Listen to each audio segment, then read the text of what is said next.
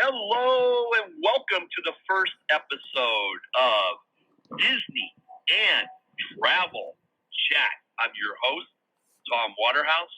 Welcome to my podcast where we talk about everything related to travel. It's not just Disney. It's not just EBC. It's not just RCI.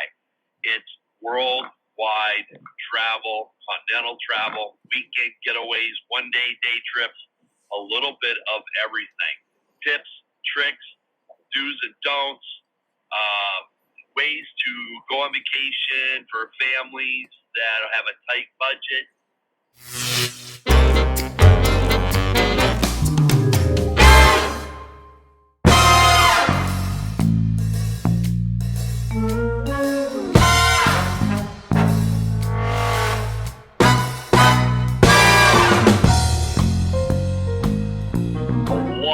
Going on in the world of Disney, and majority of it, I'm not happy with it. A lot of people are not happy with what's going on.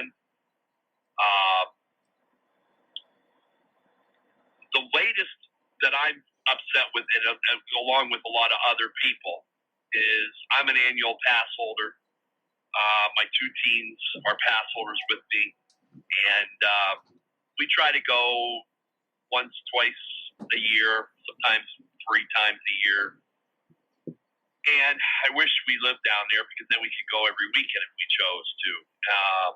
But they are raising the rates across the board on annual pass holders for residents and non-residents, for DVC members and non-DVC members, and it's quite a bit of a jump. I'm starting to see a lot of things that would just, in my opinion, would make Walt just roll over in his grave. You know, Walt created the great man Walt is. Such a visionary. You know, as he said, if you can dream it, you can make it happen. You can build it. If you can dream it, you can build it. It's just never give up on those dreams. You know, and he was such a visionary. He never gave up. And he was all about creating entertainment, affordable entertainment at all different levels for families, whether through his movies, his animation, live action, through his parks. And it's just some of the corporate greed that I start seeing that's happening now is just like, what is going on? It's like the resorts. They're constantly popping up with new resorts ideas and are already underway with construction. A lot of times Disney will get them going before they even announce that, hey, construction has started. But as you know, they're going to be launching in the future a Star Wars themed hotel, and then there's also the DVC resorts that are popping up, which I'm a DVC member. But there's got to come to a time when things like, when it comes to that, got to stop, because then you're getting the overcrowdedness. And then you got all the surrounding hotels that are off property, that are building, that are constantly going up. So, and you figure these people are flocking to Disney, Universal Studios, and SeaWorld as your main hub of entertainment for families to go to. Now, granted, you can go down to Tampa and go to Busch Gardens and that, but as far as Central Florida is concerned, the main focus there has always been Disney, and then the others had followed suit with Universal Studios and SeaWorld. But let's face it, I don't believe those two would be there if it wasn't for Walt making the plans when he did to put in Disney World down there. But on a recent trip in March, it was so overcrowded that I understand they're expanding, which is great.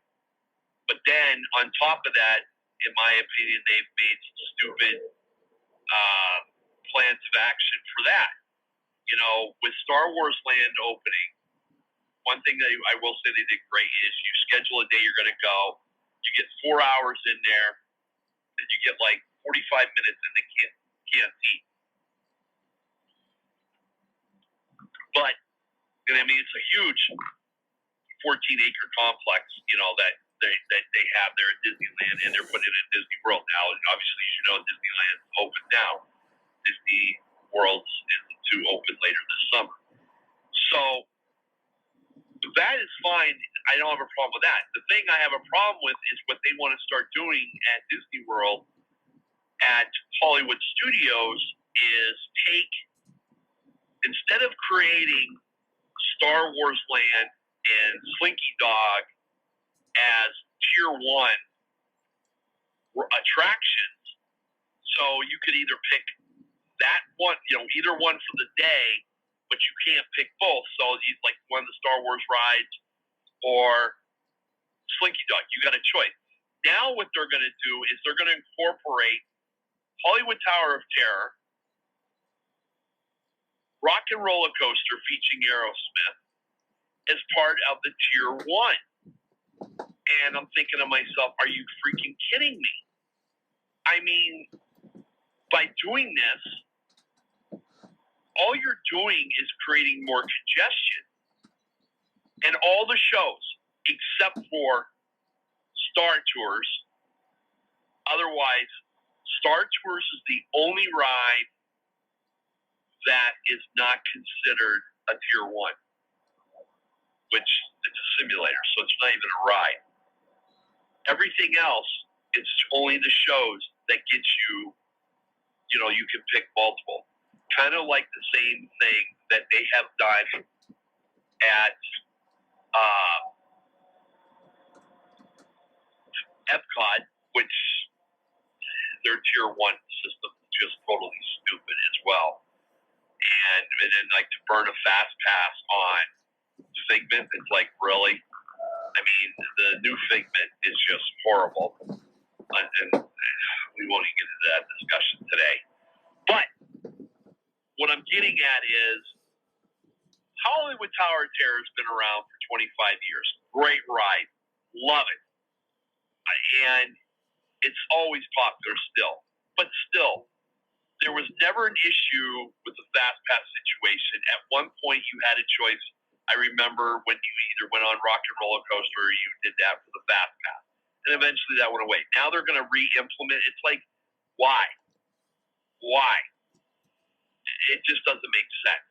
And they're even including, which I think this is a major joke, they're even including alien saucers into the tier 1. It's like, really, a glorified scrambler that's even slower, they want to incorporate that in as a tier 1. I don't understand it. And don't even get me started about getting rid of the great movie ride. I'm still not over that one. That, in my opinion, was one of the stupidest things that Disney could have chose to do, besides getting rid of the water tower, the big gear water tower. I understand the hat situation with blocking the Chinese theater. I understand that, but at the same token, why didn't they move that back somewhere near Fantasmic on the back side of the lake as still as an icon and a depth of perception to see behind the show? I don't know, but because that was one of their trademarks. Great movie ride. There's so much they could do, but we'll save that topic for another day. But just, so I don't know. I don't understand. All I can say is another Bob Iger era seems to be taking over with corporate greed. What was it, last year? I want to say they doubled the rates on their food right in the middle of the EPCOT Food and Wine Festival. Right in the middle of it. Literally pretty much doubled overnight. One of the highest increases on their products. It was like, what, are you kidding me? I think the greed is just taking over. And even the quality of a lot of the food at a lot of the restaurants, that was always known for like, wow, excellent service, excellent food. Take you away from what you're maybe used to doing because you're on vacation, and so you're going to go get those better meals. And sometimes just subpar at best, or no different than going to XYZ. So I've seen that. I've seen the level of cleanliness has fallen. A lot of the cast members are not as helpful and polite as Walt had set out for the friendliness. So I don't know, but I'm not happy with this new Fast Pass format. That's going to be coming later this year with the Star Wars land opening. I think it's just dumb. And that's just like with EPCOT, they give you rides that, you got a choice of, okay, I'm going to pick either Soarin', Frozen, which, yes, I'm a guy, but I love the Frozen ride. I did like the Maelstrom, for as far as the history aspect, I would like him to bring it, maybe reinvent it somewhere else, incorporate it, maybe a new ride or something. Maybe updated. But as far as putting the Frozen in the old Maelstrom, I thought was great. I love it. They really upped their game on that. They didn't do it half monkey. They took their time with it and made it look really good. And I think it's a very enjoyable ride. That's at EPCOT there. But, it's like half the time when we were there, it seems like more than half, test track is always broken down, out of service, whatever. And it's like, okay, so do I choose Soarin'? That, especially if somebody is doing the 4 parks, 4-day ticket and vacation package. So they're, and that's not a hopper. So all they're doing is going to EPCOT once. It's like, what do you do? And even, like Nemo and Friends, the seas with Nemo and Friends. I like that. I really do. I wish maybe they would just maybe add some new video or some of that, update a little bit with maybe just something, just change it a little bit as far as the video. The ride itself, I really enjoy. It's relaxing, and it just, I don't know. I think I just like how the technology they've used, especially against the aquarium and that. I like.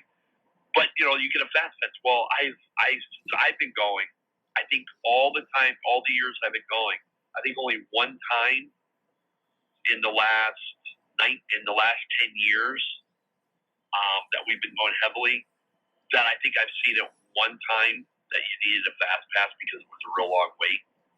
And that was the day, for me, it was the day Toy Story Land opened, because obviously people couldn't get in there because Toy Story Land is just, it's nice. It's as some of the women would say, it's cute. It's really nice for kids, but it's very small. And with all their property they still have close to that, I would have made it a little bit bigger. It's just so congested in there. And I personally think what they should have done was left the entrance to Toy Story Mania on the side that they originally were in front there in Pixar Alley, which I still say was iconic. You enter there, but instead of exiting where we did, exit out the backside, which is where the entrance is now. So you're going in on Pixar Avenue, going in the front, riding Toy Story Mania, having a good time, and then you come out into Toy Story Land, the backyard. Because essentially that's what it's supposed to be, Andy's backyard. So, which I love this big giant footprint in the concrete.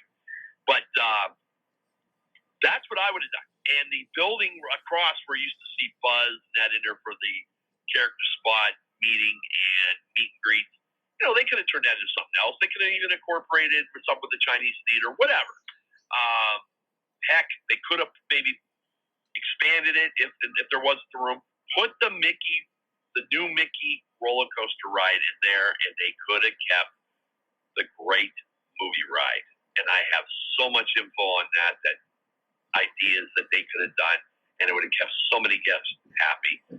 Like I said, that's a topic for another discussion on a different day. But I think it would have given a better flow of coming in and coming out, and the people that didn't want to ride it could just go directly to Toy Story Land, through that entrance. So that's my thoughts. I think it was poor planning. I don't know who was behind that, which Imagineer or CEO or COO that was in charge of that. But I just think it was a bad mistake how they did it. Now, from my understanding, for the people that have gone to Disneyland and the way they did Star Wars Land, it's laid out nice, it's comfortable, it's not really congested. You go in the canteen, obviously that's going to be congested and tight. But even at that said, the prices, here we go, corporate greed taking over. You're talking starting at $100 to build a droid for a really nice advanced lightsaber. You're talking $200. Some of the custom cosmic drinks that they're making in the canteen, they're $45 on up. It's like, what the heck are you doing? It just doesn't make sense. So I don't know. I just don't agree with what's going on. Come on. My brain ain't working right now. But those are just some of my thoughts that I just don't understand what they're doing.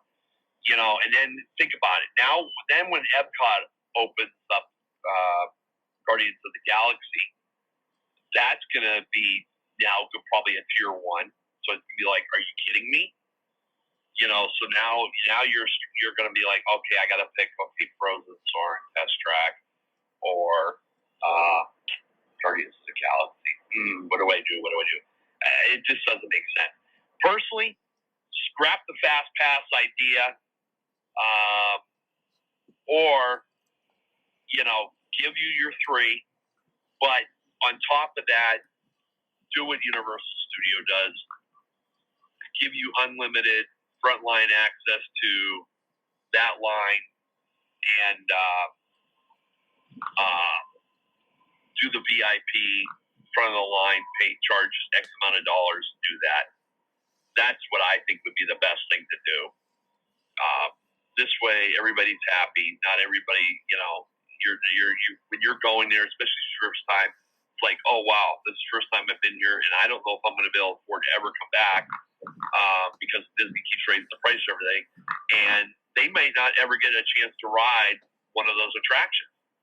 And even if you wait in line, let's think about this for a minute. Pandora.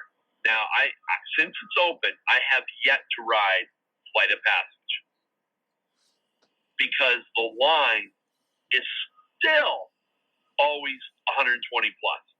I refuse to wait in line that long. No ride, for me personally, no ride is worth waiting that long. I did it once. I won't do it again. And that was when Snow White's Mine Ride.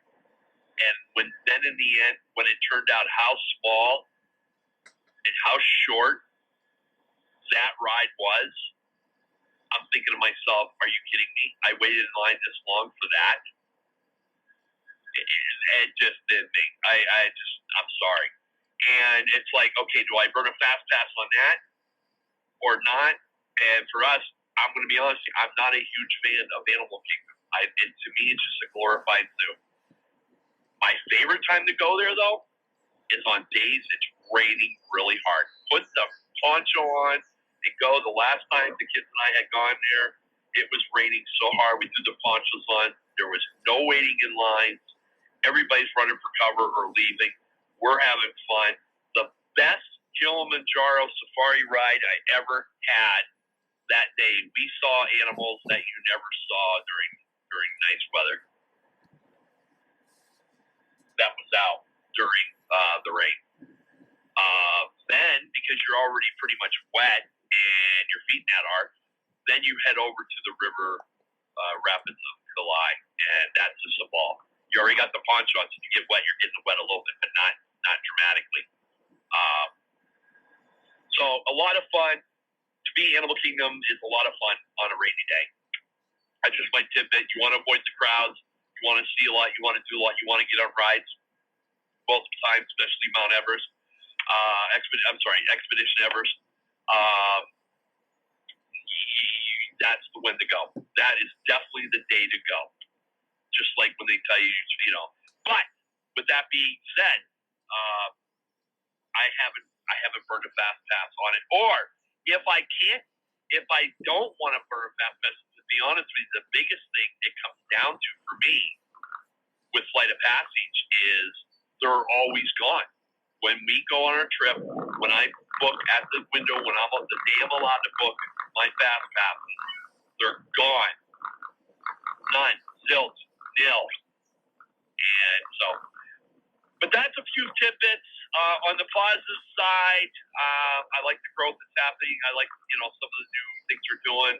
I'm glad that they decided not to get rid of the Tomorrowland Speedway, because at one point they were going to get rid of it to make room for the new Tron coaster that is over in Singapore, Japan, that they're bringing here, that's under construction as we speak. Tomorrowland Speedway is iconic. If you don't like the gas, believe me, there's other things they can do to convert them. Let's face it, modern technology, especially Disney, how they're up to par when it comes to that. But I'm glad they kept it. It's just, for me, it's an iconic. That'd be like trying to get rid of the teacups or Dumbo. It's like, what? Are you kidding me? And only you can be started about getting rid of Snow White. That's another topic for another day as well. But love the new Fantasyland expansion. I like Pandora World. It is beautiful down there. I like that expansion. I got a couple other ideas I would like to see them do over at Animal Kingdom. Heck, I got a couple ideas I would like that just to put another park in.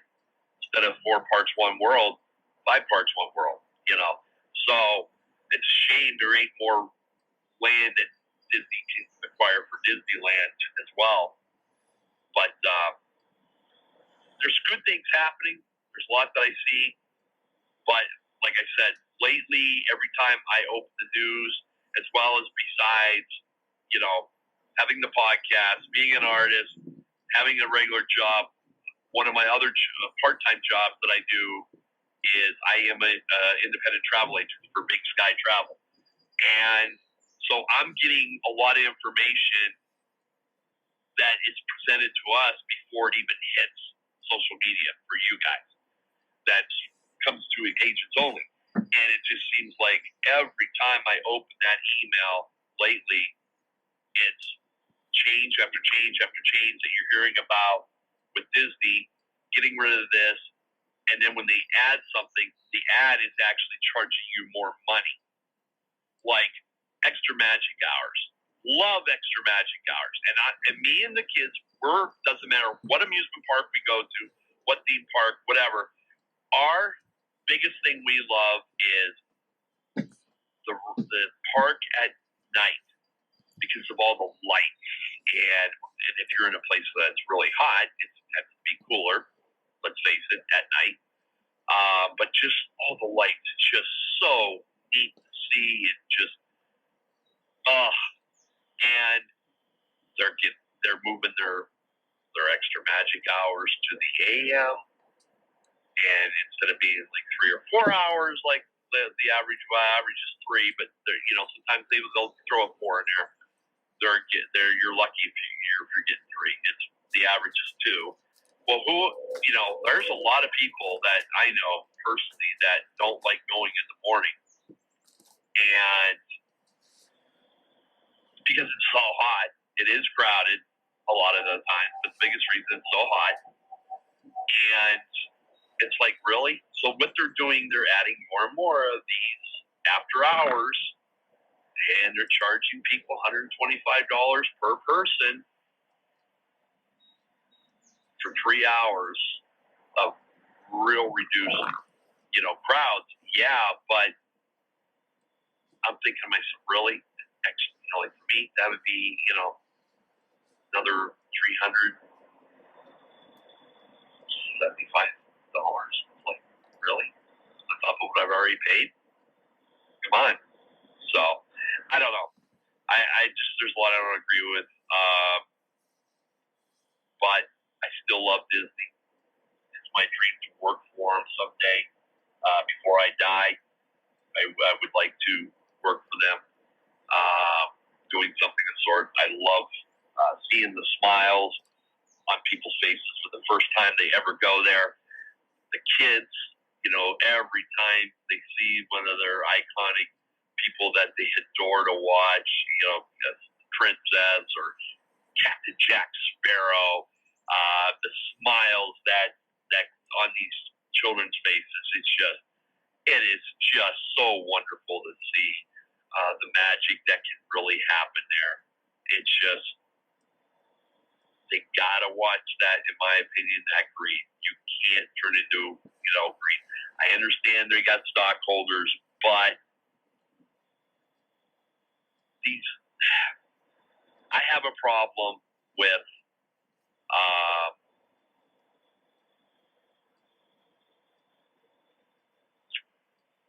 CEOs always whining and filling their pockets, but yet the cast members and employees around the world, I'm not talking about just Disney, they don't make a ton of money at all. A lot of them are below what they make per year is below poverty. I know so many people in various industries around the world that has degrees and they're still living below poverty. But yet, the blue collar worker, the service people in the industries across the world, the retail people, are what is making the money for the corporate CEOs and stockholders. And that, there's nothing wrong with that. But when you see somebody getting a pay raise to the higher ups, or a CEO that's already making, let's say, $2 million a year, and then he gets a raise, but then because of that raise, they are cutting jobs at the lower level and then putting on more work on the individuals, but not giving them any more money. I have a problem with that. I used to be a small business owner, and I'll be darned if I ever treated my employees that way. I was on the front lines with them working. And whatever they did, I did. There was no reason why not to.